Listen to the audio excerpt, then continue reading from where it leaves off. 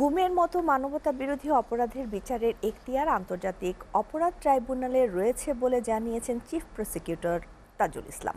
ট্রাইব্যুনালে সাংবাদিকদের প্রশ্নের জবাবে তিনি জানান, পতিত স্বৈরাচার শেখ হাসিনা, সাবেক স্বরাষ্ট্রমন্ত্রী ও আইনমন্ত্রী সহ 5 জনকে অভিযুক্ত করে দায়ের করা গুমের সুনির্দিষ্ট অভিযোগ গ্রহণ করেছে প্রসিকিউশন।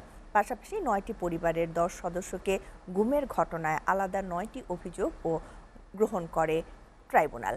আর নিখোঁজ স্বজনদের খুঁজে পেতে দেশের সব আয়নাঘর উন্মুক্ত করার দাবি স্বজনহারা পরিবারের সদস্যরা। মিজান আহমেদের প্রতিবেদন। কেউ বাবা, কেউ চাচা, কেউ বা সন্তানের ছবি বুকে আগলে ধরে এসেছেন আন্তর্জাতিক অপরাধ ট্রাইব্যুনালে। সবার চোখে মুখেই ছিল প্রিয়জনকে খুঁজে পাবার আশা বা শেষ পরিণতি সম্পর্কে জানার আকুতি। গেল 1.5 দশকে আইনশৃঙ্খলা বাহিনীর হাতে গুম হওয়া মানুষের সংখ্যা 725। স্বজনহারা ওই মানুষদের একজন 10 বছরের ছোট্ট শিশু সামি। ভিডিওতে ছাড়া বাস্তবে যে কখনোই দেখেনি জন্মদাতা পিতাকে। বাবার পিকচার আর ভিডিও দেখে আমি বড় হয়েছি, বাস্তবে কখনো দেখিনি। তো আমি চাই যে আমার বাবা মুক্তি পাক। 2020 সালের 4 তারিখে সে ব্যবসার উদ্দেশ্যে বাইরে যায়। পরে কিছু সাদা পোশাকধারী লোক তাকে তুলে নিয়ে যায়। তারপর থেকে তার আর কোনো খোঁজ পাওয়া যায়নি। নিখোঁজদের খুঁজে পেতে দেশের সব আয়নাঘর উন্মুক্ত করার দাবি জানান গুমের শিকার পরিবারের সদস্যরা।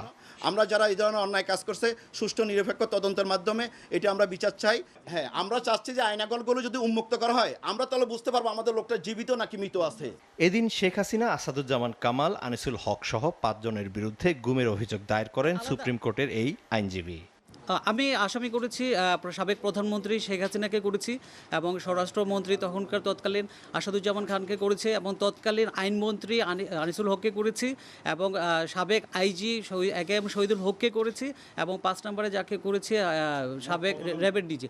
তবে গুমের তদন্তে কমিশন গঠনের পরও ট্রাইব্যুনালে কেন অভিযোগ গ্রহণ করা হচ্ছে সেই প্রশ্নের উত্তর দেন চিফ প্রসিকিউটর। মানে আমাদের আন্তর্জাতিক অপরাধ ট্রাইব্যুনাল আইনে কিন্তু সংজ্ঞায়িত আছে যে কি কি জিনিসের বিচার এখানে করা যাবে। তার মধ্যে একটা হচ্ছে যুদ্ধাপরাধ, একটা হচ্ছে গণহত্যা, একটা হচ্ছে ক্রাইমস অ্যাগেন্স্ট হিউম্যানিটি।